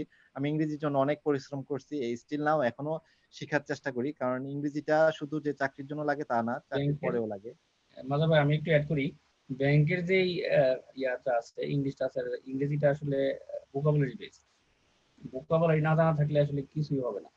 তার জন্য আগে জানতে হবে ভোকাবুলারি, যেখান থেকেই পড়ে ভোকাবুলারি পড়তে হবে। প্রিভিয়াস ভোকাবুলারি প্লাস বই থেকে যে বইগুলো আছে বাজারে, ওইগুলো থেকে ইয়া পড়ে নেওয়া, ভোকাবুলারি পড়ে নেওয়া। ভোকাবুলারি না জানলে ব্যাংকে কোনোভাবেই অনেক করা সময় যাবে না। কিন্তু ভাই ভালো আরেকটা করে। জিনিস, বাজারের বইয়ে কিন্তু অনেক সময় ভুল থাকে অনেক জিনিস। সেক্ষেত্রে কিন্তু আমরা গ্রুপে যদি এটা আমরা পোস্ট করি, কিন্তু গ্রুপ কিন্তু অনেকেই কিন্তু কমেন্ট করবে, আপনাকে কিন্তু সমাধান হ্যাঁ, করে হ্যাঁ, দিবে। সমাধান করে দেবে, বলবে যেটা ভুল আছে। ভুল এজন্য আছে, জায়গায় রাইট। যেগুলো কঠিন, যেগুলো আপনি বুঝেন না, ওগুলো আপনি গ্রুপে পোস্ট করেন। গ্রুপে পোস্ট করলে কমেন্টস করবে। বা আশা করি কোন আপনাদের একটা help হবে। শূন্যস্থান পূরণ আপনি বুঝতেছেন না, শূন্যস্থান পূরণটা এটা কোন গ্রামারে, এটা এটা এরকম উত্তরটা হইলো, সেটা যদি আপনি গ্রুপে পোস্ট করে দেন, অনেকে দেখবেন ব্যাখ্যা সহকারে কিন্তু আপনাকে বুঝিয়ে হ্যাঁ, হ্যাঁ, দিচ্ছে। বলে দিবে, এই বলে ক্ষেত্রে দিবে এটা বড় কারণটা কি অ্যাডভান্টেজ। আপনি। হ্যাঁ, এটা কি। আচ্ছা, তারপরে বলছে যে উনি বলছে যে কম্পিউটার ক্ষেত্রে কি বই ফলো করতে পারে। কম্পিউটারের ক্ষেত্রে উচ্চ মাধ্যমিক কম্পিউটার ছিল আমাদের সময়। আর আমরা এই বিগত বছরের প্রশ্নগুলো দেখতাম, কম্পিউটারে ইজি কম্পিউটার নামে একটা বই পড়তাম আমি। ইজি হ্যাঁ, ইজি এটা হচ্ছে এমপি3 প্রকাশনীর জর্জ ছিল তখনকার সময়ে। এখন অনেকে ওয়েবসাইট ঘাটে, ওয়েবসাইট থেকে অনেক হ্যাঁ, পিডিএফ ওয়েবসাইট, আছে। ওয়েবসাইট ভিত্তিক আসলে পড়াশোনা করা সবচেয়ে ভালো। যেমন এক্সাম বেটা থেকে যদি কেউ আহ, ইয়াগুলো প্র্যাকটিস করে, তো ব্যাংকের ক্ষেত্রে অনেক উপকার হয়, অনেক সময় সরাসরি চলে আসে। হ্যাঁ, বিগত প্রশ্নগুলো তো পড়তেই হবে, প্লাস কেউ যদি বুঝতে চায় তাহলে এমপি3, যে বললেন যে ইজি কম্পিউটার বইটা দেখতে পারে। আর অন্য ক্ষেত্রে আরো কিছু বই, হয়তো প্রিভিয়াস কোশ্চেন গুলো সলভ করা, প্লাস ওয়েবসাইট ভিত্তিক ইন্ডিয়া বিক্স, এগুলোর মধ্যে যেগুলো আছে, ইন্ডিয়া বিক্স আছে, একটা ভেন্ডার আছে, বিভিন্ন ওয়েবসাইট আছে। ওই ওয়েবসাইট গুলো থেকে আসলে কম্পিউটারটা প্র্যাকটিস করলে হয় কি আপডেট থাকা যায়। আর ব্যাংকে পরীক্ষা যে আসে হুবহু অনেক সময় কমনও পড়ে যায়। আর একজন ভাই বলছে, উনি বলছে যে জিকে সম্পর্কে কিছু বলার জন্য। হ্যাঁ, জিকে মানে জেনারেল নলেজ সম্পর্কে বলার জন্য। জেনারেল নলেজ একটা সাধারণ জ্ঞান, একটা অসাধারণ জ্ঞান, এটা আসলে কোনো বইয়ের মধ্যে গ্রন্থিতে পাওয়া যায় না। ব্যাংকের ক্ষেত্রে যেগুলো হয়, ওইটা হয় যে রিসেন্ট থাকবেই। বিসিএস এর রিসেন্ট ছাড়া আহ, পার হয়ে আসা যায়। বিসিএস আসলে রিসেন্ট এত প্রশ্ন আসে না, কিন্তু ব্যাংকে রিসেন্ট আপনাকে জানতেই হবে। রিসেন্ট জানতে হবে, রিসেন্ট জানার জন্য কোনো বই নাই। সাধারণ জ্ঞান বই নেই। জন্য আমি মনে করি ভাই কিছু সাধারণ জ্ঞান থাকে যে সবসময় আসে, যেমন বিভিন্ন ইন্টারন্যাশনাল অর্গানাইজেশন গুলোর সদর দপ্তর হ্যাঁ, কোথায়, ওগুলোকে আমি বলি যে স্থায়ী, মানে এটা দেশের রাজধানী, অথবা কিছু আমাদের কিছু জিনিস মুক্তিযুদ্ধ, স্থায়ী। আমাদের মুক্তিযুদ্ধ নিয়ে আসে, আমাদের বিভিন্ন ভাস্কর্য আছে, ভাস্কর্যগুলো কোথায় অবস্থিত এগুলো হ্যাঁ, আসে। ওগুলো অবস্থান তো বা আছে, এটা তো আর চেঞ্জ হবে না। ওটাকে এর জন্য আমি এগুলো চেঞ্জ ফিক্সড হবে না, জেনারেল নলেজ বলি। সেগুলো কিন্তু কম করে হলেও আসে। আর কিছু আসে চেঞ্জ হয়, খুব রিসেন্ট দেয়, যেমন বলবে যে এশিয়ান ডেভেলপমেন্ট ব্যাংক পূর্বাভাস, জিডিপি পূর্বাভাস কত করলো, বা আমাদের বর্তমানের যে মুদ্রানীতি যেটা ঘোষণা হইলো বা ঘোষণা হবে, কবে হইলো, বা বাজেট কবে হইলো, বাজেটের পরিমাণ কত, সমসাময়িক বিষয়গুলো বেশি আসে। সমসাময়িক বিষয়ের জন্য আমরা যদি ফেসবুকটা আমরা সবাই মোটামুটি চালাই, ফেসবুকে যদি চোখে পড়ে যায় আমার কোন ঘটনা যে আমার কাছে ইম্পর্টেন্ট মনে হয়, সেগুলো যদি আমি একটা খাতায় বা টুকে রাখি, নোটবুকে টুকে রাখি, তখন কিন্তু আমরা মাস শেষে কিন্তু সবাই কারেন্ট অ্যাফেয়ার্স পড়ি। কারেন্ট অ্যাফেয়ার্স 20 টাকা দিয়ে কারেন্ট অ্যাফেয়ার্স কিনি, কিন্তু তথ্যগুলো কিন্তু এগুলোই। ফেসবুকে যা দেখি তা সেগুলো কিন্তু একটু লিপিবদ্ধ আকারে, একটু গুছানো আকারে আসে। সেগুলো যখন আপনি নিজে নোট করে লিখবেন তখন আপনার বেশি মনে থাকবে। এই জিনিসগুলো আমরা যদি নিয়মিত করি তাহলে কিন্তু আমার মনে হয় এটা একটা ভালো ফলাফল পাওয়া যাবে। আচ্ছা ভাই, 9টা বেজে গেছে, আমরা রিটেনে যাব। কেডি ইসলাম নামে একজন জিজ্ঞাসা করছে, কাবির ভাই, আজ পর্যন্ত 9টা রিটেন দিলাম, সব ফেল। উনি খুব ডিপ্রেসড। প্রবলেম হচ্ছে ম্যাথে, ম্যাথ করে আসে সবগুলোই, বাট রুমে আসার পর দেখে যে 2টা ম্যাথ হয়েছে, কারেক্ট হয়েছে। হ্যাঁ, নাও ডে বাই ডে হতাশ হচ্ছি, প্লিজ সাজেস্ট মি। ভাই, ম্যাথ নিয়ে অনেকেরই সমস্যা, রিটেন ম্যাথ নিয়ে আপনি কিছু বলেন। রিটেনের ম্যাথের জন্য অনেকেই তো প্রিলিমিনারি ম্যাথ নিয়ে যে জোর দিতে গিয়ে মানে খুব শর্টকাটে করে, বা অত মানে ডিপে যায় না। তো আমি মনে করি যে ম্যাথ প্রিলিমিনারি হোক আর রিটেনই হোক, যেটাই হোক, ম্যাথ টপিক্স সাবজেক্ট তো একটা, টপিকস গুলো কিন্তু সেম সেম। আপনি যদি প্রথম থেকেই যদি ভালো করে করে আসেন, একদম শুরু থেকে যদি একবার ভালো করে করে আসেন, আর আমরা যখন একটা বিল্ডিং করি দেখবেন, বিল্ডিং এ কিন্তু একটা মাটির নিচে কিন্তু পাইলিং করি আমরা সবসময় দেখবেন। একবার যদি বিল্ডিংটা করতে যাই, ভূমিকম্প মানে ঠেকানোর জন্য সবকিছু ফাউন্ডেশনটা যদি ভালো হয়, হ্যাঁ, ফাউন্ডেশনটা ভালো হলে কিন্তু সবকিছুই কিন্তু আপনি মেনটেন করতে পারবেন। অর্থাৎ প্রিলিমিনারি হোক আর রিটেন হোক, ম্যাথের জন্য আমি মনে করি যে শুরু থেকে কয়েকবার, একাধিকবার চ্যাপ্টার ওয়াইজ রিভিশন করে ফেলা উচিত। একদম চ্যাপ্টার ওয়াইজ ধরে ধরে, প্রত্যেকটা চ্যাপ্টার ধরে ধরে আমাকে করতে হবে। সেক্ষেত্রে গিয়ে দেখবেন রিটেনে একটু আহ, অনেক সময় আপনাকে মনে হবে যে কনফিডেন্স কম পাচ্ছেন। সেক্ষেত্রে আপনার যে নিয়ে ম্যাথে নিজেকে দুর্বল মনে করেন, তার তো আরো বেশি করে চর্চা করা উচিত। এবং নিজের চ্যাপ্টার ওয়াইজ করার পরে বিগত 10 বছর বা 8 বছর বা 5 বছরের সব রিটেন ম্যাথ গুলো একবার প্র্যাকটিস করে ফেলা উচিত। অনেক সময় কিন্তু রিপিট করে ম্যাথ, অনেক ক্ষেত্রেই রিপিট করে। এগুলো একটু চর্চা করতে করতে করতে করতে কনফিডেন্স বাড়বে। আর অনেক ক্ষেত্রে হয় কি, ম্যাথই সব তা কিন্তু না, সব ম্যাথ সবাই পারবে তাও হয় না। আপনি যদি একটু ফোকাস রাইটিংটা একটু ভালো লিখেন, ট্রান্সলেশনটা একটু ভালো লিখেন, আপনি কিন্তু এগুলো রিকভার করতে পারবেন। ম্যাথ ভালো হয় নাই, ভুল হয়েছে, এই জন্য মন খারাপ করে আমি বাকি পার্ট আনসার করলাম না বা ঠিক মতো লিখলাম না, সেটা কিন্তু মানে ভালো কিছু না। আমি যদি সবগুলো পার্ট ভালো করি তাহলে কিন্তু ম্যাথের বাকি পার্ট গুলো ভালো করে কিন্তু ম্যাথের এই অংশটা কিছুটা হলেও রিকভার করা যায়, যদি প্রশ্ন হার্ড লেভেলের ম্যাথ আসে আর কি। কিছু কিছু সময় অনেক হার্ড লেভেলের ম্যাথ আসে যা অনেক ম্যাক্সিমামই পারবে না, যেটা সবাই পারবে না বা খুব কম লোকজন পারবে, একদম খুব কম, তখন কিন্তু আপনি এটা পোষাতে পারবেন। আর যে যে সকল সময় ম্যাথ কমন আসে, সবাই পারে, সেই ম্যাথ ভুল করলে আমাদের অবচেতন মানে অনেক সময় ভুল হয়ে যায়, যোগ বিয়োগে ভুল হয়। হুম এগুলো হয় কি, পরীক্ষা হলে একটা প্রেশার থাকে, চাকরি পেতে হবে, আমার একটা এক্সপেকটেশন বিল্ড আপ হয়, এক্সপেকটেশন থেকে আমার একটা প্রত্যাশার চাপ থাকে, পারিবারিক চাপ থাকে। অনেক সময় আমরা পাড়া অঙ্কও কিন্তু ভুল করে ফেলি। ম্যাথ যে শুধু পারি না, অনেক সময় প্রশ্নগুলো একটু বড় দেখি, বড় দেখলে আর রিডিং পড়তে ইচ্ছা করে না, বা প্রশ্ন পড়ার সময় আমি প্রশ্নের যেই যেটা চাচ্ছে সেটা ধরতে পারতেছি না, প্রশ্নের কৌশলটা ধরতে পারতেছি না। ঠিক অনেক সময় এরকম হয়, মানে তখন আমি বারবার করে প্রশ্নটা বারবার করে পড়বো, প্রশ্নে কি চাইছে এবং আমাকে কিভাবে এটা শুরু করতে হবে, একটু প্র্যাকটিস করলে কিন্তু আপনারা পারবেন।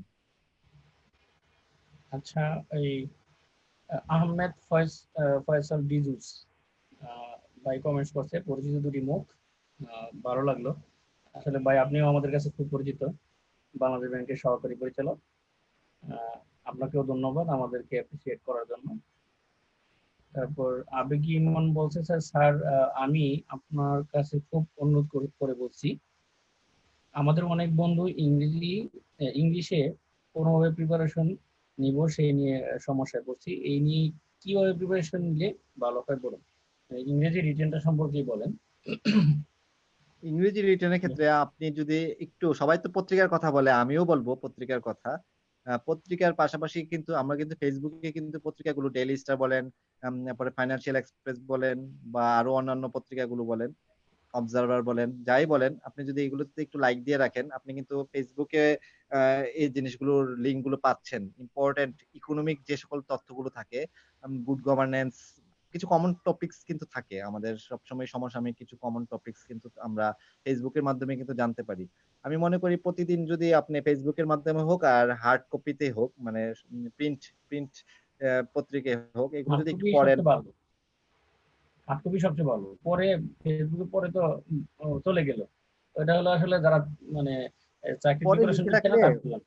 ইম্পর্টেন্ট তথ্যগুলো, যেগুলো ফিগার আছে, যদি কোনো তথ্য থাকে যেগুলো লিখে রাখলে আমি পরীক্ষা হলে কাজে লাগাইতে পারবো। যেমন আমাকে বলল, বিশ্ব ব্যাংক বলল এবার এবছর জিডিপি এত পার্সেন্ট হ্রাস পাবে, এটা যদি আমি একটু লিখে রাখি, তখন কিন্তু আমি এটা যদি ইংরেজিতে লিখে রাখি, সেটা বাংলাতেও লাগাইতে পারবো, ইংরেজিতেও কাজে লাগাইতে পারবো। আর ইংরেজির ক্ষেত্রে তো প্রথমেই বললাম যে ভোকাবুলারি যদি আপনি যত বেশি শিখবেন, তত বেশি কিন্তু আপনি মানে গেইন করতে পারবেন। কারণ আপনি সিনোনিম বলেন, অ্যান্টোনিম বলেন, অ্যানালজি বলেন, ওয়ান ওয়ার্ড সাবস্টিটিউশন বলেন, ফিল ইন দ্য ব্ল্যাঙ্কস তো অবশ্যই গ্রামারের পাশাপাশি আপনি যদি কিছু কিছু শব্দের অর্থ না জানেন, তাহলে কিন্তু ধরতে পারবেন না। মাঝে আমি একটু অ্যাড করি, এটা হলো যে অনেকে আছে ফেসবুকে বসে পড়ে, পত্রিকা পড়ে। আসলে পত্রিকাটা পড়া উচিত হার্ড কপিতেও। যারা প্রিপারেশন নিচ্ছে, ব্যাংকের জন্য প্রিপারেশন নিচ্ছে, বা যে চাকরি পরীক্ষার জন্য যারা প্রিপারেশন নেয়, তাদের ক্ষেত্রে আমি বলবো যে হার্ড কপিতে পড়াই ভালো এবং পেপার কাটিংটা সংগ্রহ করা ভালো। পেপার কাটিংটা যদি একটা টপিক ওয়াইজ সংগ্রহ করে কোথাও সে বা কোথাও লাগিয়ে রাখে এই একটা ইয়ার মধ্যে, ডায়েরিতে, তো ওইটা হলো খুব ইফেক্টিভ। কারণ পরবর্তীতে পড়ার পর তার মনে থাকবে না, মনে থাকা মনে থাকবে না, যেহেতু ওই রিপোর্টটা সে খুঁজবে, সে মনে মনে খুঁজবে যে আসলে ওই রিপোর্টটা কোথায়, ওই রিপোর্টটা হলে তো আমি খুব ভালো পারতাম। কিন্তু ওইটা যদি কাটিংটা যদি সে পেপার থেকে কেটে রেখে দেয়, সেক্ষেত্রে অনেকটাই উপকার হয় আর কি, মানে ভবিষ্যতের জন্য সে রিভিশন দিতে পারে। আচ্ছা, ব্যাংকের ম্যাথ ভালো করার কয়েকটা বই সাজেস্ট করতে বলছে। মাজা ভাই আপনি সাজেস্ট করেন, আমি তো প্রতিদিনই আমি কথা যে বলি বলবো, আমি। প্রথমেই বোর্ডের বইগুলো চর্চা করার জন্য। আর এখন তো বাজারে অনেক প্রকাশনীর বই পাওয়া যায়, অনেক হ্যাঁ, যে কোনো একটা হ্যাঁ, প্রকাশনীর অনেক বই হেল্পফুল, কিনলে অনেক হেল্পফুল, হ্যাঁ। অনেক হেল্পফুল। ওনারা কিন্তু সাবজেক্ট বেসড অনেক বই নিয়ে আসছে, তারপরে অনেক বই নিয়ে আসছে যেগুলো আহ, ইয়া অনুযায়ী, অধ্যায় অনুযায়ী নিয়ে আসছে। আমার ক্ষেত্রে আমি যখন চর্চা করতাম, আমার সময় একটা সাইফুডসের ম্যাথ বই পাওয়া যেত, অনেক মোটা, বেশ মোটা ছিল। এখন জানি না এটা আছে কিনা মার্কেটে। সাইফুডস ম্যাথ, শুধু জেনারেল মানে ম্যাথ শব্দ, ব্যাংক ম্যাথ এরকম কিছু না, শুধু ম্যাথ লেখা ছিল, ব্যাংক ম্যাথ শব্দটা ছিল না। এখন তো দেখি ব্যাংক ম্যাথ, বিসিএস ম্যাথ আলাদা আলাদা বই হয়, কিন্তু এরকম কিছু না। এটা ছিল, একটু মোটা ছিল বইটা। এখন আর আছে কিনা আমি জানি না। এই বইটা কিন্তু নীলক্ষেত থেকে কিন্তু পুরাতন অনেক বই পাওয়া যায়। এটা কিন্তু আমার কাছে খুব উপকার দিচ্ছিল বইটা, ভালো ছিল। আমি আমি যে কয়টা বই করলাম, সেই কয়টা বইয়ের মধ্যে এটা ভালো ছিল। তারপর তার সাথে সাথে আমি একটা বই এড করি, ওটা হলো যে আগারওয়ালের বইটা, ওই বইটা, হ্যাঁ, ওইটাও ভালো। আগারওয়ালের বইটা বর্তমানে খুব ভালো। প্রিলিমিনারি বলেন আর রিটেন বলেন, সব ক্ষেত্রেই আসলে বইটা থাকা দরকার, সবার কাছে থাকা দরকার। তো ওই ম্যাথ বইটা থাকলে, ওই ম্যাথ বইটা প্রথমে করতে গেলে আবার সমস্যা, ওই যে আপনি বললেন যে আগে বিল্ডিং এর পাইলিং টাইলিং করে তারপর আসতে হবে। আসলে ওগুলো করে যদি আসে তাহলে সে পড়তে পারবে। আর যদি প্রথমে সে আগরলের বই, যে আগরলের বই পড়লে আমার ব্যাংকে চাকরি হয়ে যাবে, তাহলে হবে অনেকের না। আসলে মেন্টাল সেটটা এরকমই থাকে যে আমার দ্বারা ম্যাথ হবে না, আমি ম্যাথ পারবোই না। ইন্টারেস্টের ম্যাথ আমি পারবো না, কম্পাউন্ড ইন্টারেস্টের ম্যাথ আমি পার্টনারশিপ একদমই করবো না, নৌকা স্রোত এগুলো করবো না, ট্রেনের ম্যাথ করবো না, আগে থেকেই মেন্টালি হেরে যায়। এরকম হওয়া যাবে না। আসলে হচ্ছে মানুষ পারে না এমন তো কিছু নাই। একটু চেষ্টা করলে কিন্তু আপনার বন্ধুরাই পারতেছে, আপনার জিনিসটা পারে না বান্ধবীরাই ওইটাই তো পারতেছে। প্র্যাকটিস করতে হবে। যে জিনিসটা পারে না ওইটাই তো প্র্যাকটিস করতে হবে। এইজের ম্যাথ যদি কেউ, বয়সের ম্যাথ যদি কেউ কয়েকদিন প্র্যাকটিস করে তাহলে সে ইজিলি পেরে গেল। এভারেজের ম্যাথও সে পেরে গেল। কিন্তু যে জিনিসটা সে পারে না ওইটাই তো সে প্র্যাকটিস করতে হবে। যেমন সে যদি ট্রেনের ম্যাথ তার যদি সমস্যা হয়, ট্রেনের ক্ষেত্রে কিছু সূত্র আছে কিংবা সিমটম আছে, ওগুলো দিয়ে ইজিলি করে ফেলা যায়। আর বোর্ড ম্যাথ, তারপরে নলের ম্যাথ, ওগুলোর ম্যাথ গুলো আসলে বিভিন্ন ধরনের সিস্টেমে করা যায়, এগুলো ওগুলো কিন্তু আসে। আয়ত্ত করে নিতে হবে। আসলে আসে, কথা হচ্ছে কোন জিনিসকে করে কিন্তু নিতে হবে। অ্যাভয়েড করে কিন্তু আলটিমেটলি কিন্তু ফেস করতে হবে। ভালো এই করতে হলে সবুজ, কিন্তু আপনাকে ফেস করতে হবে, এড়িয়ে যাওয়ার হ্যাঁ কোনো সুযোগ নেই। হ্যাঁ, সবুজ দাস নামে উনি প্রশ্ন করছিলেন। আশা করি উনি আমাদের বইয়ের কয়টা বইয়ের কথা বললাম ওগুলো শুনছেন। মাদার বই বলেন, আমিও বললাম। হ্যাঁ, প্রথমে হলো বেস করার জন্য আসলে ক্লাস 8 থেকে শুরু করতে পারে। 8, 9, 10 এর বইগুলো সে দেখতে পারে। 7, তারপরে 8 করলে মোটামুটি হয়ে হ্যাঁ, যায়। তারপরে এমপি3 বইটার মধ্যে দেখা গেছে ইয়া আছে, ইংরেজি প্লাস বাংলা দুইভাবেই ম্যাথ দেয়া আছে, ওখান থেকে দেখতে পারে। তারপরে সাইপ্রাসের ম্যাথ বই দেখতে পারে। তারপরে বাজারে অনেক রাইটার আছে আমাদের বিভিন্ন হ্যাঁ, গ্রুপের অনেক সময় অনেকেরই ইংরেজিতে ম্যাথ করতে গিয়ে প্রশ্নটা ধরতে সমস্যা হয়, অনেকেরই এই সমস্যা হয়। আমরা হ্যাঁ, যদি বোর্ডের ম্যাথ গুলো কিন্তু ম্যাথ বইগুলো কিন্তু ন্যাশনাল কারিকুলাম, ইংলিশ মিডিয়ামের যে ন্যাশনাল ন্যাশনাল কারিকুলাম কিন্তু বইগুলো কিন্তু দুটা আমরা পাশাপাশি করতে পারে, hmm hmm English version plus Bangla English version. Version hmm হ্যাঁ, হুম দুটা করতে পারে। তাহলে সেক্ষেত্রে তার যেই ইংলিশের যে বয়টা ওটা কেটে যাবে, ওই জিনিসটা রাইট। কেটে যাবে। আশা করি বুঝতে পারছেন। তারপরে শুভজিৎ সরকার, শুভজিৎ সরকার ভাই বলছেন যে ভাই বাংলা ফোকাস ও ইংরেজি ফোকাস রাইটিং আর কি, আহ, কেমন লেখা উচিত, কিভাবে লেখা উচিত সেটা নিয়ে একটু যদি করবেন। লিখিত ম্যাথ কি শর্ট করে লিখে দিয়ে আসলে পরীক্ষাতে নম্বর কম দেয়, এই ধরনের প্রশ্ন করছেন উনি। আসলে ফোকাস রাইটিং নিয়ে কথা বলতে গেলে একদিন লাগবে আসলে ওটা নিয়ে কথা বলার জন্য। তো আশা করি একদিন আমি সময় করে শুধু আমি তো ফোকাস দেখি রাইটিং ভাই নিয়ে কথা গ্রুপে ফোকাস রাইটিং নিয়ে প্রচুর আপনি নিজেই পোস্ট করেন, আপনার বলবো। পোস্ট হ্যাঁ, গুলোও যদি দেখতো তাহলে কিন্তু আর সমস্যা হয় না, আমার মনে হয় পার্সোনালি আমি মনে করি। পিডিএফ হ্যাঁ, দিছি, পিডিএফ দিছি। মোটামুটি আশা ফোকাস করি রাইটিং যে নিয়ে কোনো কিন্তু গ্রুপে সবগুলো গ্রুপেই লেখালেখি হয়, বা সমসাময়িক বিষয়গুলো নিয়ে অনেক লেখালেখি হয়। এগুলোই কিন্তু মোটামুটি তথ্যগুলো কিন্তু আমি যদি এক জায়গায় জোগাড় করে রাখি, সেটা বাংলায় হোক বা ইংরেজিতে হোক, সব জায়গায় কিন্তু কাজে লাগাতে পারবো। কিছু কমন টপিকস কিন্তু প্রায়ই আসে পরীক্ষায়, অর্থনৈতিক রিলেটেড, এগুলো কিন্তু আমরা একটু লিখে রাখলেই পারি। আচ্ছা, ওনার পরবর্তী যে প্রশ্নটা, লিখিত ম্যাথ কি শর্ট করে করে করলে লিখিত পরীক্ষাতে নম্বর কম দেয়?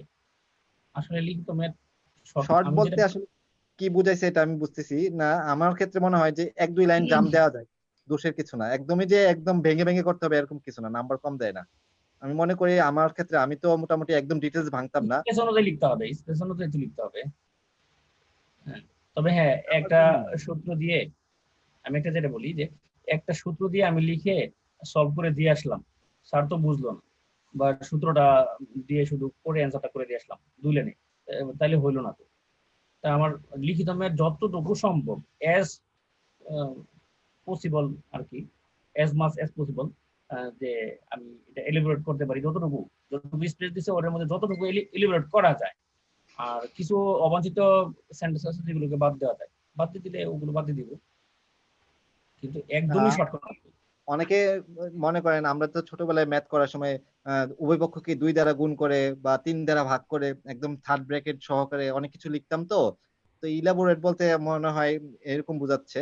লিখতে পারলে সময় থাকলে ভালো, তবে সবকিছু যে একদম মানে ভেঙে ভেঙে করতে হবে এরকম কিছু না, সময় কিছু নেই, জিনিস। প্লাস সাথে তো স্পেসও নেই, ব্যাংকের ম্যাথ হ্যাঁ, স্পেসও স্পেস থাকে না। স্পেস স্পেসটাও তো স্পেসও লক্ষ্য একটা রাখতে ম্যাটার হবে করে। যে আমার কতটুকু স্পেস আছে, ওটাও লক্ষ্য রাখতে হবে। আশা করি বুঝে গেছেন শুভজিৎ সরকার ভাই। আচ্ছা, সিরাজুল ইসলাম নামে একজন বলছে, নাইস ইনিশিয়েটিভ ভাই। থ্যাংক ইউ আপনাকে আমাদেরকে অ্যাপ্রিসিয়েট করার জন্য। আচ্ছা, আবেগী মন আবারও বলছে, স্যার রিটেনের জন্য ইংরেজি আর গণিতের জন্য নাম্বার অ্যানালাইসিস অনুপাতে পাঠ পরিকল্পনা আপনার কাছে সাজেস্ট আশা করি। মানে বাংলা এবং ইংরেজি পাঠ পরিকল্পনা যাচ্ছে। আর সত্যি বলতে রিটেন কৌশল প্লিজ বলবেন। আর বন্ধুরা খুব সাজেশন প্রত্যাশা করছে, প্লিজ স্যার একটু গুছিয়ে দিবেন। আর আমাদের সমস্যা হয় রাইটিং এ, এর জন্য আপনাদের গোছানো নোট দিলে কৃতজ্ঞ থাকবো স্যার। রাইটিং এ সময় মেনটেন কিভাবে করা উচিত তাই একটু বলবেন। মানে রিটেনে কিভাবে সময়টা মেনটেন করা যায় প্লাস অ্যান্সার করা যায় ওগুলো নিয়ে একটু বলবেন, যে কমপ্লিট করার সেক্ষেত্রে জন্য সবকিছু তো অ্যান্সার করতে হবে, সবকিছু অ্যান্সার করতে হবে। এখন এই আমি মনে করি সবকিছু যে অ্যান্সার করা ঠিক আমি মনে করি সবকিছু টাচ করা উচিত। হ্যাঁ, একটা পার্টে আমি একটু বেশি সময় দিলাম, আরেকটার জন্য একদমই রাখলামই না।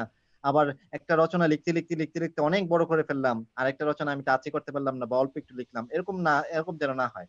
আমি ১.৫ না। পৃষ্ঠা আমি বা একটু ২ অ্যাড করি, পৃষ্ঠা। এটা হলো রচনার ক্ষেত্রে আমি মনে করি রচনার ক্ষেত্রে পরে রাখা ওই রচনাটা পরে লেখা উচিত, কারণ আমি মন করে লিখতে পারবো, ওটার জন্য সময় আমি রেখে দিতে পারি। কিন্তু ম্যাথ তো আমাকে করতেই হবে, ম্যাথ আমাকে করতে হবে, ট্রান্সলেশন আমাকে করতেই হবে মাস্ট। কিন্তু রচনা বা ফোকাস রাইটিংটা আমি কতটুকু লিখলাম ওটা আসলে আহ, ওখানে সময়টা রেখে দিলেই হলো। হ্যাঁ, আমি কম লিখতে পারি, একটু বেশি লিখতে পারি, ওটা এর জন্য সবার শেষে ওপেন ইন্ডে রেখে দেওয়া ভালো। সময় কম থাকলে আমি কম লিখলাম, আর বেশি থাকলে আমি বেশি লিখলাম। আরেকটা বিষয় একটু খেয়াল রাখতে হবে, যেমন আমাদের পরীক্ষার সময় অনেক সময় আবেদন আসে, লেটার অ্যাপ্লিকেশন আসে। সেক্ষেত্রে আমরা মানে আবেদন কার বরাবর লিখবো বা কিভাবে লিখবো, লেটারের ফরম্যাট, এগুলো অনেকেই কিন্তু জানি না। এগুলো কিন্তু একটু আগে থেকে প্রস্তুতি নিয়ে যাওয়া দরকার, যে আমি হ্যাঁ, এগুলো প্রশ্নটা একটু ভালো অনেকগুলো করে। দেখলে, অনেকগুলো দেখলে এমনিতেও অভিজ্ঞতা হুম, হয়ে যায়। অনেকগুলো দেখতে এই হবে জিনিসটা যে কিন্তু অনেকেই খামখেয়ালি করে, তো অনেকেই কিন্তু এই জিনিসটা মনে করে যে লেটার অ্যাপ্লিকেশন এগুলো তো ছোটবেলা থেকেই লিখি, এগুলো তো তেমন কিছু না, পারবো, খুব পারবো ইজি বলে। ভাবে নেয়, লাইটলি নেয়। সেক্ষেত্রে হ্যাঁ, লাইটলি না নিয়ে আমি মনে করি যে এই জিনিসগুলো কিন্তু আমার চর্চার মধ্যে রাখতে হবে। আমি কাকে উদ্ধৃত করে কার বরাবর লিখবো, হুম, মানে ফরম্যাটটা কিন্তু আমাকে জানতে হবে। হ্যাঁ, অবশ্যই। না জানলে আসলে অনেক এগুলো ফরম্যাট তো একই রকম, তো ফরম্যাটটা ঠিক রেখে কার বরাবর লিখতে হবে ওই ইনফরমেশন গুলো জানা। যেমন আমাকে বলছে যে পানি সমস্যা, অনেক ক্ষেত্রে অ্যাপ্লিকেশনে বলেই দেয় পানি সমস্যার জন্য, আপনার এলাকার পানি সমস্যার জন্য পানি উন্নয়ন বোর্ডের বরাবর লিখে। এখন পানি উন্নয়ন বোর্ডের কে প্রধান, কার কাছে লিখবো আমি, ওই জিনিসটা আমাকে জানতে হবে। হ্যাঁ, তারপর আবার রোডের সমস্যার জন্য সিটি কর্পোরেশন বরাবর লিখেন বলতে পারে, কিংবা বলতে পারে যে সড়ক পরিবহন মন্ত্রণালয় বরাবর লিখেন। ওখানে যদি প্রশ্নে বলে দেয় যে হ্যাঁ কিভাবে লিখতে হবে, ওটা তো আসলে ফিক্সড করেই দিল।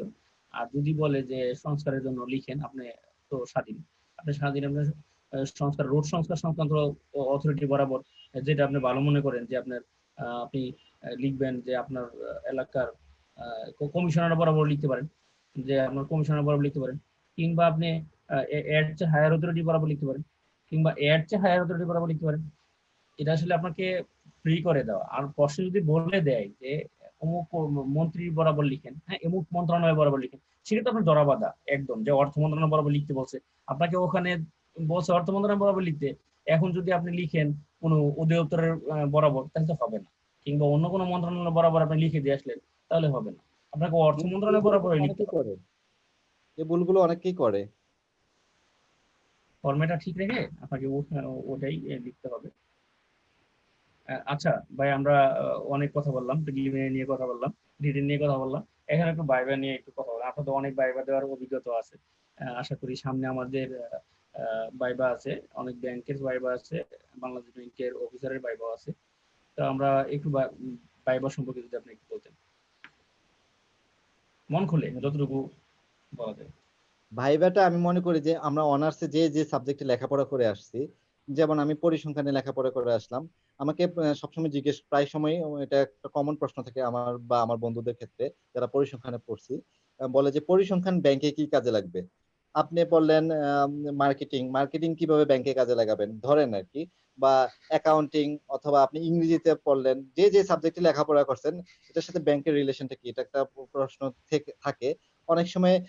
আপনার এলাকার থেকে জিজ্ঞেস করে, আপনার এলাকার গণ্যমান্য ব্যক্তি বা কোনো দর্শনীয় স্থান বা মুক্তিযুদ্ধ রিলেটেড এরকম, বা আপনার নামের সাথে কোনো বিখ্যাত ব্যক্তি মিলে গেলে এরকম প্রশ্ন হয়।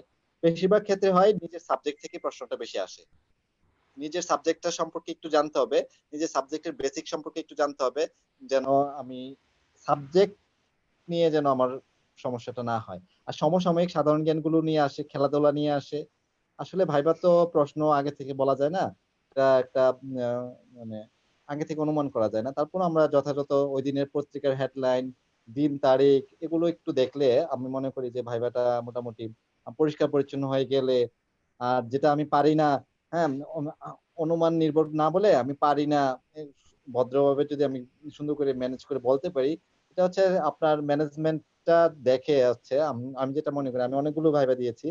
আমি আমি আমি একটু অ্যাড করি মাদার ভাই। ওটা জি। হলো যে ইয়ার ক্ষেত্রে, সাবজেক্টের ক্ষেত্রে কখনোই বলা যাবে না যে আমি পারি না, যে হ্যাঁ এটা তো পড়ছিলাম কিন্তু এই মুহূর্তে মনে আসতেছে।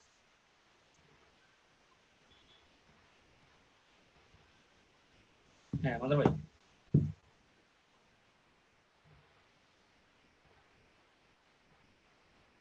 সাবজেক্টের ক্ষেত্রে বুঝি নাই ভাই। ওই সাবজেক্টের ক্ষেত্রে অনেকে বলে না যে এটা পারি না, হুম, হুম। ওর নিজের সাবজেক্টের ওটা পারি না বলা যাবে না, তখন নিজের বলা লাগবে যে মনে পড়তেছে না। মনে করতে মনে পারতেছি। পড়তেছে না, হ্যাঁ এই মুহূর্তে মনে পড়তেছে না। হুম, কিন্তু হুম। মানে পড়ছিলাম, হ্যাঁ নাই মনেও থাকতে পারে, কিন্তু অন্য ক্ষেত্রে বলা স্বাভাবিক। যাবে না আসলে এই বিষয়টা আমি জানি না। হুম। সাবজেক্টের ক্ষেত্রে সেন্সিটিভ তো, যে সাবজেক্ট পড়ছেন জানেন না, আপনার নিজের সাবজেক্ট এটা জানেন না, এটা কিভাবে হবে?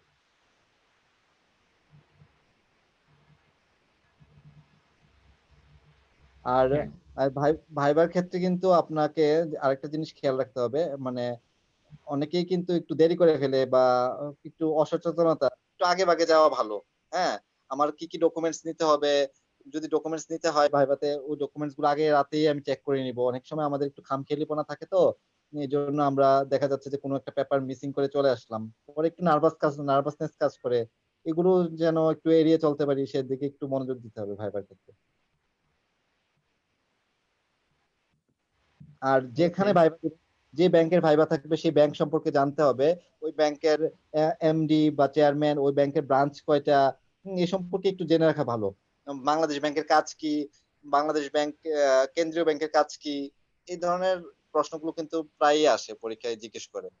যে বা মুদ্রানীতি সম্পর্কে তুমি কি বুঝো? তুমি একটু বলো। এই ধরনের প্রশ্নগুলো কিন্তু আসে। রিজার্ভ কত? বর্তমানে রিজার্ভ কত? হ্যাঁ ওইটাই। তারপর আমি বলবো যে ভাইবা বোর্ডে বসার পর, ভাইবা বোর্ডে যে ব্যক্তিরা আছে, সদস্যরা আছে, চেয়ারম্যান সহ যে সদস্যরা থাকে, বোর্ড মেম্বার যারা থাকে, তাদের সবার প্রতি লক্ষ্য রাখতে হবে। কেউ একটা প্রশ্ন করলো অ্যাভয়েড করা যাবে না, তার দিকে চোখে চোখ রেখে কথা বলতে হ্যাঁ হবে। চোখে চোখ রেখে হুম। কথা বলতে হবে।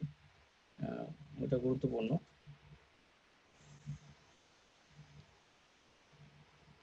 তারপর আমাদের গ্রুপের সদস্যদের আহ, কাছে ভাই কিছু যদি বলেন। একটু বুঝি নাই। আবার বলবেন কি?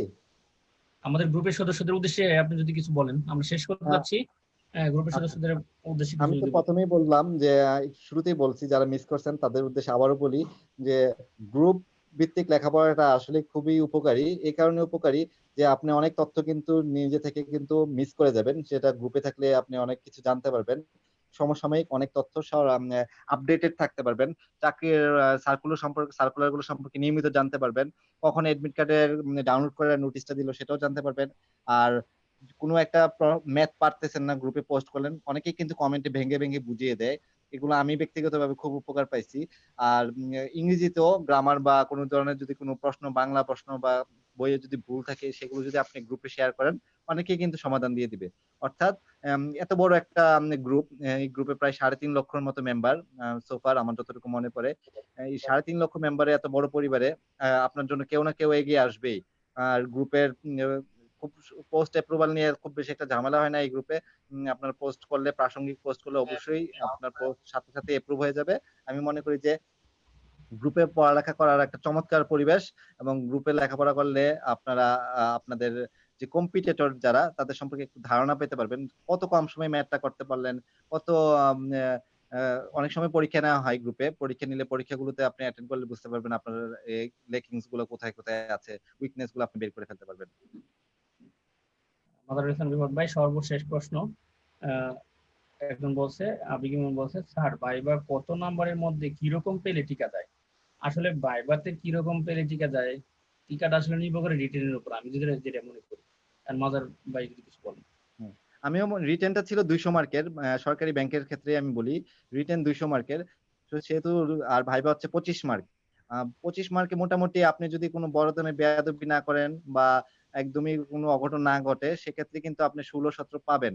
আর যারা একটু ভালো করবে তারা 22, 23, 24ও অনেক সময় দেয়। মোটামুটি এই হচ্ছে গ্যাপ। একজনের সাথে একজনের ডিফারেন্সটা হাইয়েস্ট 6 থেকে 7 মার্কসের ডিফারেন্স তৈরি হয় ভাইবার মাধ্যমে। কিন্তু রিটেনে দেখেন 200 মার্কের পরীক্ষা। তো রিটেনে আপনার কিন্তু অনেকটা বড় ব্যবধান তৈরি করে ফেলে। আমি মনে করি যে রিটেনে আরো বেশি মনোযোগী হওয়া উচিত সরকারি ব্যাংকের ক্ষেত্রে। আর বেসরকারি ব্যাংকের ক্ষেত্রে অবশ্যই ভাইবাটা খুব ক্রুশিয়াল এবং আপনাকে ভালো করে আগে থেকেই ওই ব্যাংক সম্পর্কে জানতে হবে। এরপরে আপনার সাবজেক্ট সম্পর্কে জানতে হবে। আপনাকে পরিপাটি উপস্থাপনাটাও সুন্দর হইতে হবে। চোখে চোখ রেখে কথা বলতে হবে এবং ভাইবাটা বেসরকারি ব্যাংকে খুব দেখে। অনেক ব্যাংকে কিন্তু ভাইবাটা একটু ম্যানেজমেন্ট একটু আপনাকে নিবে, আপনাকে একটু যাচাই করে নিবে। আমরাও যখন কোনো একটা জিনিস কিনতে যাই মার্কেটে, ভালো একটা ড্রেস কিনতে গেলে কিন্তু আমরা একটু খুঁটিনাটি আরো আশেপাশে ২-৩ টা দোকান যখন ঘাঁটি আমরা কিন্তু বেস্ট প্রোডাক্টটা কেনার চেষ্টা করি। চাকরির ক্ষেত্রেও ওরাও কিন্তু আমি কিন্তু চাকরি প্রার্থী। আমি মালিক পক্ষ আমাকে কি করবে? আমাকে আমার সার্ভিসটাকে আমাকে না আমার সার্ভিসটাকে আমার শ্রমটাকে উনি কিন্তু পে করতেছে। অর্থাৎ উনি চেষ্টা করবে যে আ উনি যেন বেস্ট এমপ্লয়িটা পায় এবং মানে খুব মানে প্রখর অ্যানালিটিক্যাল যে নলেজটা তার মধ্যে খুব প্রখর সিদ্ধান্ত নেওয়ার ক্ষমতা বলেন, কাজ সম্পাদনের ক্ষমতা বলেন, এগুলো জাজ করার চেষ্টা করে ম্যানেজমেন্ট। এই হচ্ছে আমার মনে করি ভাইভাতে রিটেনটাই ফ্যাক্ট করে সরকারি ব্যাংকে। আচ্ছা মাদারুল ইসলাম রিফাত ভাই, আপনাকে অসংখ্য ধন্যবাদ। গ্রুপের সদস্যদের আমাকেও ধৈর্য সহকারে এতক্ষণ যারা শুনলেন সবাইকে আমি ধন্যবাদ জানাই আর সবার উজ্জ্বল ভবিষ্যৎ কামনা করি। আসলে হয় কি মোটামুটি একটু লেগে থাকলে আপনারা অবশ্যই সফল হবেন। আমি বিশ্বাস করি, মনে প্রাণে বিশ্বাস করি। আপনাদের সবার প্রতি আমার শুভকামনা ও দোয়া রইলো। আমার জন্য দোয়া করবেন। আর এই গ্রুপের প্রতিও আমার ভালোবাসা ও কৃতজ্ঞতা রইলো। গ্রুপ উত্তরোত্তর উন্নতি করুক। কাবিল ভাইয়ের সুস্বাস্থ্য কামনা করি এবং গ্রুপের এডমিন মডারেটর যারা আছেন সকল সদস্য সবার সুস্বাস্থ্য কামনা করি। আসসালামু আলাইকুম। আমিও সবাইকে ধন্যবাদ জানিয়ে এখানেই শেষ করছি আজকের লাইভ প্রোগ্রাম। আমাদের সাথে থাকার জন্য সবাইকে ধন্যবাদ। আসসালামু আলাইকুম।